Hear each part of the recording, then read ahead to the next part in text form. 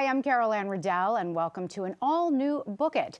James Baldwin was a legendary writer and civil rights activist.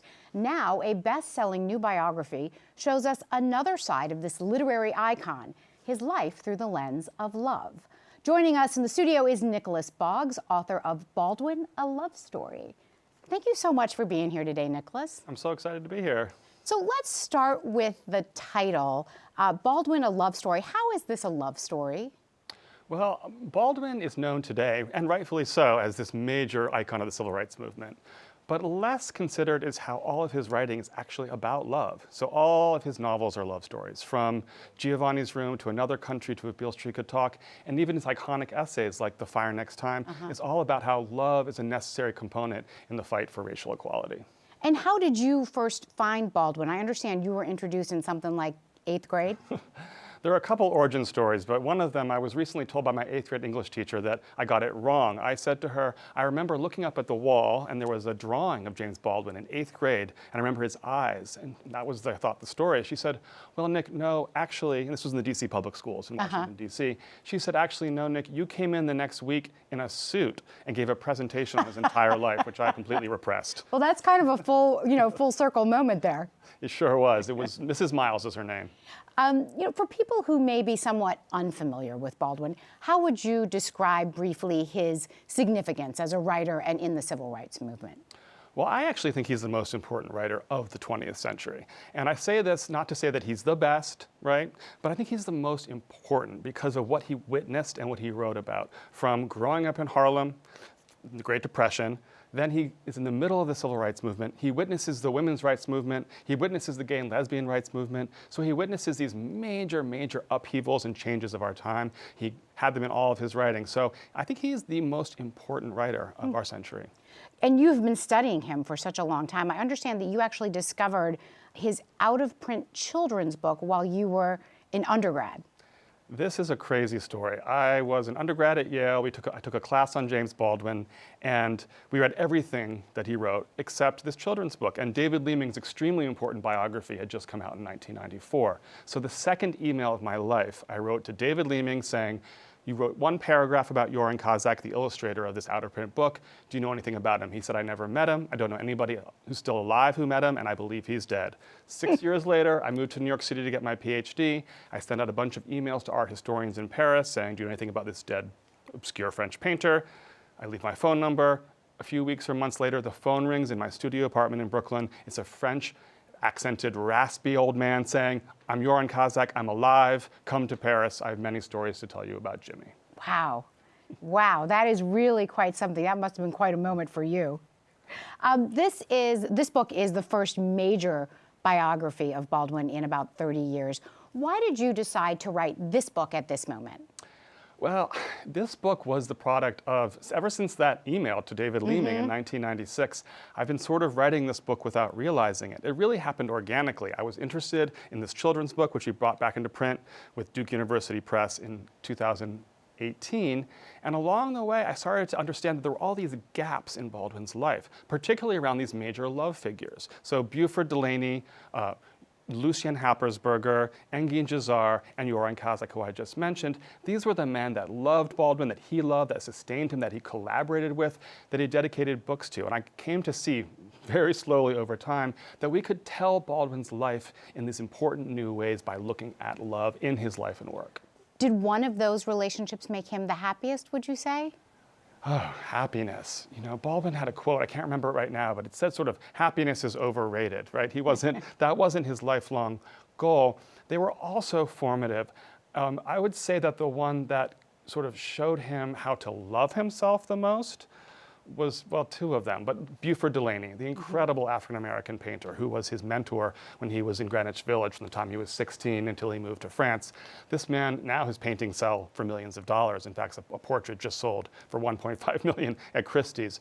But at the time, he was a pretty unknown painter, and he's the one who Baldwin went into his studio on Green Street, and he taught him how to be an artist. He taught him that a black man could be an artist and how to see the world as an artist. It was interesting to me in the book that you explained that Baldwin did not think of himself as gay. He rejected labels. Yes. Is that right? He did, and he rejected them in different ways. He rejected, he never rejected the fact that he was a black man. He loved black people, he loved black culture, he loved black art and music. What he rejected was the idea that the dominant culture could look down on anybody and determine, right, who they were or how they could be categorized. He didn't like to be called a Negro writer, for example. Sure. So, but the gay one was a little bit different. So while he really, really embraced black community in America, which sometimes they didn't embrace him, but that's a different story, he was not very involved or at all in the gay liberation movement, in part because he had moved to France. But also, and looking at his relationships helps us see this, as he said in an interview late in his life, the word gay wouldn't have meant anything to my lovers. And this is a hard thing to wrap your head around, but it's actually true.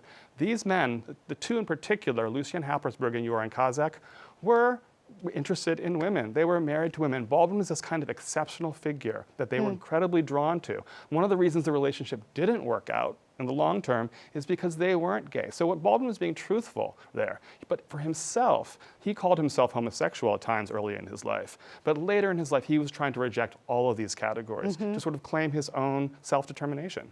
You know, another relationship, or maybe I should say lack of relationship, that seemed to really influence him was with his stepfather. Yes. Can you tell us a little bit about his childhood here in New York? Yes, that was a very, very formative relationship. So Baldwin's stepfather was a preacher, right? And Baldwin sort of followed his footsteps to become a preacher. But Baldwin writes about this himself in many essays, that he really struggled with his journey towards self-love, in part because he knew something was wrong with him, or that something was wrong in that relationship, but not until much later did he realize that he never met his father. His stepfather would call him Sissy. He would call him Frog Eyes, because of these large eyes. And I begin the book by looking at that moment where a teacher takes Baldwin to see a film and he sees Bette Davis's eyes on screen. And he realizes that these eyes are like his eyes and that his eyes are like his mother's eyes, which his father had also been sort of making fun of. And this was a pivotal moment for him, realizing not only could his eyes be beautiful like his mother's, they were also a source of power. The ability to see, the ability to turn them into weapons, as he put it, helped him become what he called a witness. You explain in the book that he struggled through some very deep periods of depression, and he actually attempted suicide multiple times.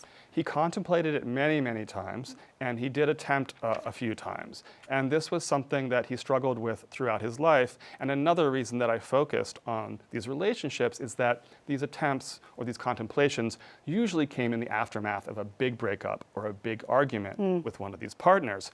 But then he would sort of recover from that, and he would transmute this experience into art. These creative inspirations and problems actually became integrated into his entire sort of system for creating. You know, we touched on this a bit, but he lived abroad for many years, and to my reading of the book, it was very clear that he had a complicated relationship with New York City and with the United States more broadly. Well, for sure with America, right? I mean, he often said he had to go abroad because he couldn't reflect back on America from America because he had nothing to compare it to. Baldwin lived in France. He spent time in Switzerland. He spent a lot of time in Istanbul. This is what not many people know. It's interesting to me that he became such a public figure, even though he was absent from the United States so much, right? I mean, because he was such a public figure here. He was. As soon as he landed on the cover of Time magazine, that was sort of, in the early 60s, he was such a magnetic speaker. Yes. Once he started appearing on television, imagine having him right here. He would be lighting up this entire room. He was really excellent at that, and that's rare. Most writers are pretty introverted, right? They live at the typewriter. Well, it's a solitary. It is, but Baldwin had both. He needed to be right. He would write all night long after partying, with his friends and drinking, and then he'd go to bed when the sun rose, and he would start the cycle all again. It was an incredible life that he lived. I'd like to turn to the writing of the book, Nicholas. So, this is a big book. It's about 700 pages long. And, it was interesting to me because I was an English major. I thought I knew a little bit about Baldwin. I realized now I knew nothing. I learned so much reading this book, but it got me to wondering, who did you intend the book for? Oh, such a good question. When I dedicated the book to my godchildren, who are the grandchildren of your colleague, Carol Jenkins. Yes. So I did write it for them, but I really wrote it for everybody. And I know that's too easy an answer, but I'll tell you why. I really believe that Baldwin belongs to everybody. I believe he is one of the great, or the greatest, American writers. So he belongs to this country, which is a country of immigrants as well as people who were born here, which he writes about in his writing. So I want this book to be for everybody because we really, really need him and his lesson right now as a country as a whole. And how long did it take you to write? That's also a tough question. I got the book contract in 2018, so it took me at least 7 years, but I had been researching it, right, and writing little bits of it that ended up appearing there for 20. So what is next for you in terms of writing? I will never be writing another biography. No more footnotes, no more endnotes. I was a professional opera singer as a kid at the Kennedy Center and elsewhere. And for very dramatic reasons, I had to stop singing. And so my next book is a memoir that is in part about that and also about sort of my gay uncle in the 1980s who lived here in New York City in a rent-controlled apartment that was $80 a month. So it's our two stories kind of intersecting. That's interesting. Well, I look forward to that one. So what is something that you learned about Baldwin in all of these years and all of this research that really surprised you? Well, there was one moment that, more like a moment that really surprised me, and I write about it in the book. I had been searching for kind of, Joran Kazak died in 2005, just 2 years after I met him. And so I was searching for kind of correspondence or evidence about their relationship. And Baldwin had written some poems that were published. But there was a moment where I went to Tuscany in 2018 to see Joran Kazak's wife. And the sun is setting and she puts on her bed this 7-page unpublished love poem that Baldwin had written for her husband. Right. And that was a moment that really was moving to me and shocking to me because it was called Saturnia. It was about this hot spring they would go to, and then they go back to their own homes, and Baldwin would wake up and be thinking about him and wondering what he's doing. Has he shaved yet? He would read his horoscope. So it offered this unique window into their relationship, the particulars, but also the yearning that kind of helped me understand what made Baldwin tick, and really, and this is important, enabled me to see him as a human being. That's what I really wanted from this book. We have this vision of Baldwin as an icon, right, which is important. Yes. But he was also a human being, and it was actually the messiness of being human and the importance of connecting with other people that animated all of his work, all of his civil rights work as well. So we have to look at these kinds of love poems, relationships, collaborations to understand the full man. I read the whole section in the book, obviously, about the poem, and she lays it out. But being there, how did you feel that she felt about, that relationship? I you have to remember that I built a relationship with this woman over the course of over 20 years. Yeah. So by the time I landed there, I knew that she was a very honest person, that she wasn't, I wouldn't have put things in the book that she wasn't comfortable with. She read that whole chapter. But to be honest with you, I was always nervous that she might change her mind. Yeah. I thought, oh, what if but she never did. I was nervous that she might read it and change her mind and ask me to take things out. She didn't. She's just this really extraordinary woman who was living on her own terms and just wasn't living according to any of these scripts that were being told. Yeah. So, but I was like, oh, please don't change her. Yeah, I imagine you would have been. The whole book sort of depends on, her truths. Just a last question for you. What is one thing you would like people to know and remember about James Baldwin? I think it's important for people to remember that he's not a static thing like any of us, right? He changed. So one thing I really admired about him as I wrote this book, I was about to say read this book, as I wrote this book was his willingness to change his mind, okay? So he wasn't great on gender early in his career, but influenced by people like Toni Morrison, Audre Lorde, and Nikki Giovanni, he really started to change his position on gender. He was writing about gender as saying we're all androgynous by the end. He was saying some pretty radical things. The same is true for his position on civil rights. He moved closer to Malcolm X than Martin Luther King because he saw the failures of the civil rights movement. He saw that the country wasn't moving quickly enough in the directions that were important. So I think being willing to change your mind is something that he did, and that I think as Americans we now have to do communally as a country. Yeah, it's good advice for all of us. Yep. All right. Thank you so much for all this time, Nicholas. Really appreciate your being here. Thanks so much for having me. All right. Now we are going to head to our podcast studio to see what Isabel Ortiz has for us in Breaking Books. Hi, everyone, and welcome to Breaking Books. I'm Isabel Ortiz, and today I have the pleasure of sitting down with writer and artist Kay Sohini to discuss her debut graphic memoir, This Beautiful, Ridiculous City. Hi, thank you so much for being here. I'm happy to be here. I am so excited to talk about this book because it was such a great read just by how visually interesting it was, but also how deeply personal you were in this book. I am super excited to talk about this book because it follows your journey from India to New York. Can you tell us a little bit about kind of the steps in your journey that we see take place in this book?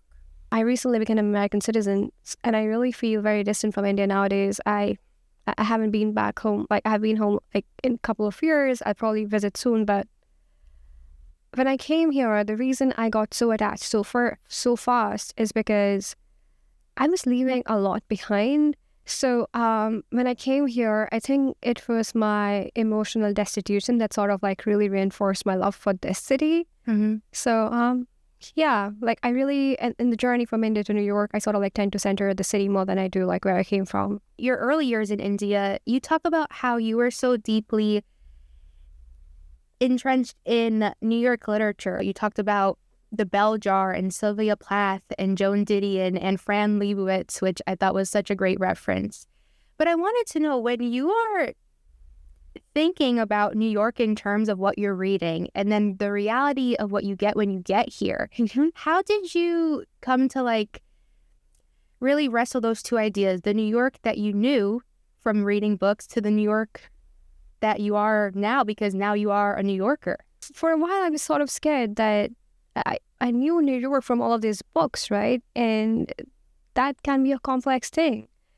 But when I came here, I kept waiting for the other shoe to drop and something sort of like shattering, some illusions shattering or something like that. But it never happened, really. I think the book, like the New York I read in my books, is the New York I know. Like, that's pretty incredible. I wanted to know, what made you decide to go in the direction of graphic memoir to tell your story?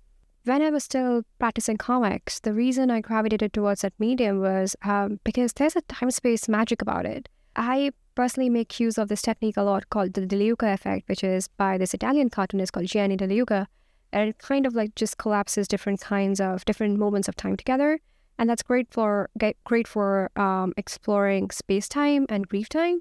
You talk about very deeply personal things that had happened to you, and one of the things that you talk about is a abusive relationship you had been in when you were in India. Mm-hmm. And you talk about how the trauma from that kind of left gaps in your memory.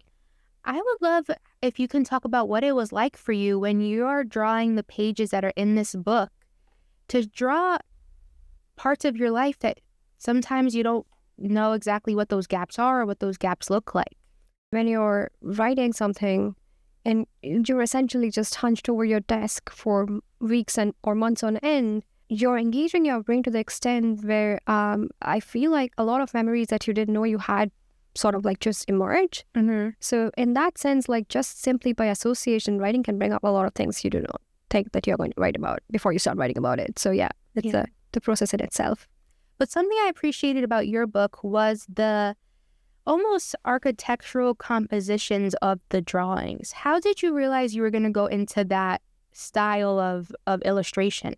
I think two things. First of all, whimsy. I love big buildings. It's silly to be so inspired by big buildings, but I love big buildings. It's probably why New York works so well for me. Yeah. There's a lot of those. And also, I hate drawing human beings. I do not like it. Right. I basically, so I have worked a lot as like an illustrator for a lot of different clients across different industries, and something I really appreciate about writing and drawing my own book is that you can draw anything. Nobody tells you, like, your editor doesn't really care about what you're drawing as long as it makes sense. And for me, that meant instead of drawing human beings, what else can I draw?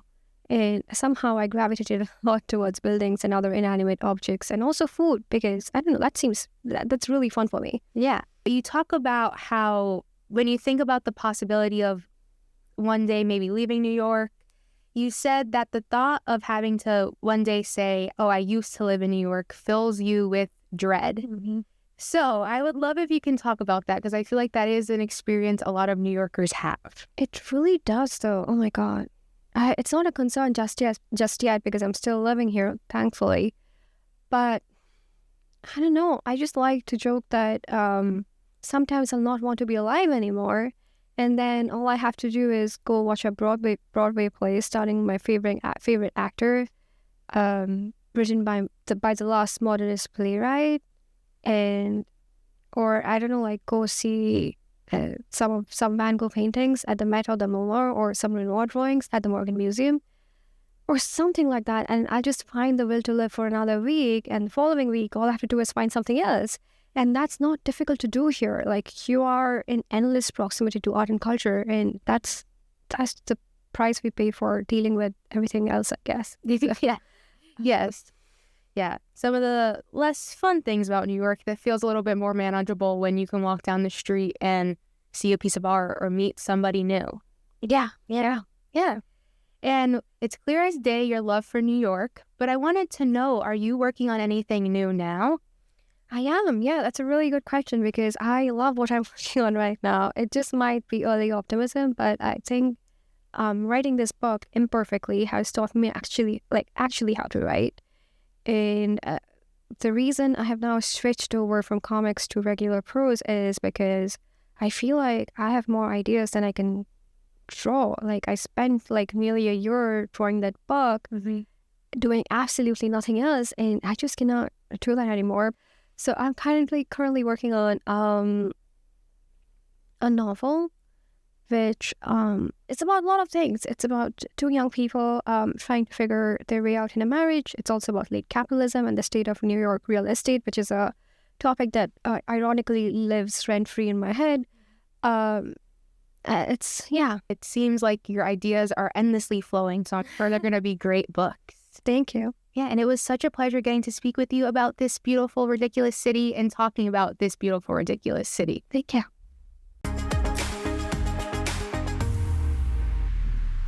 It's time for Uncensored. As always, author and critic Linda Stasi has plenty to say about what she's reading.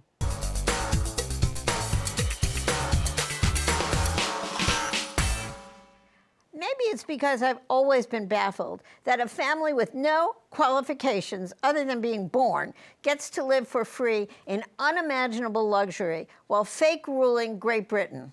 Or maybe it's just because I'm incredibly shallow and can't get enough of the whole show that's the continuing lowlives of disgraced Prince Andrew and Fergie. Probably both. That's why I love Entitled, The Rise and Fall of the House of York by Andrew Lowney.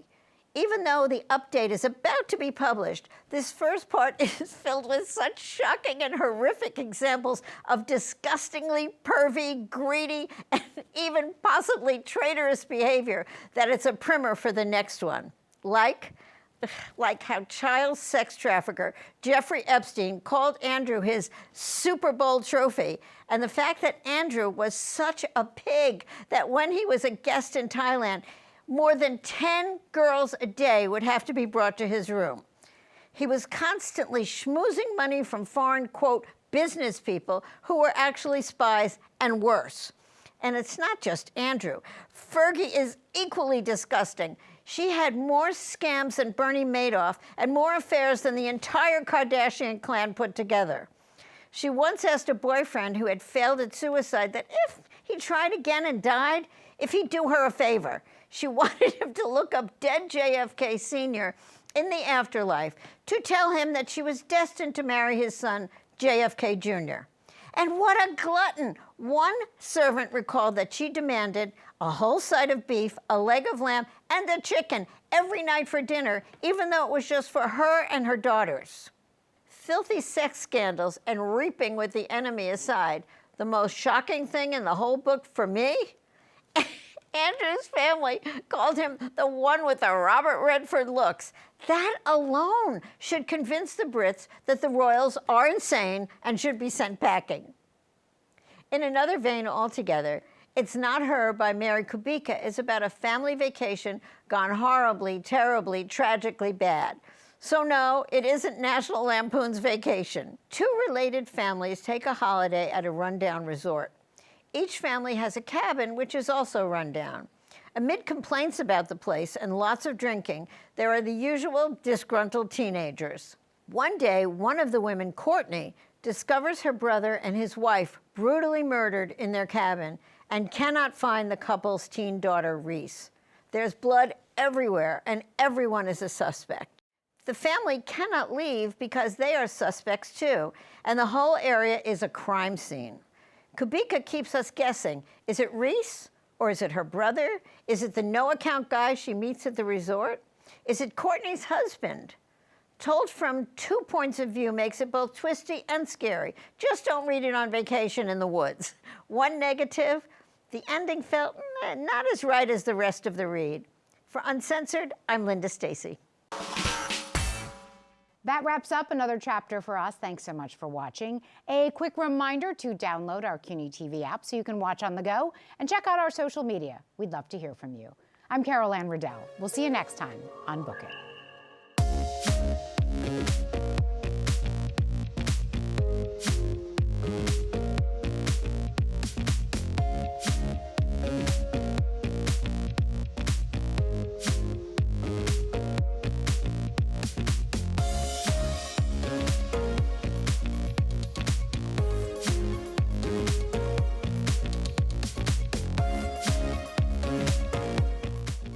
To support your favorite programming here at CUNY TV, please consider donating at tv.cuny.edu/donate.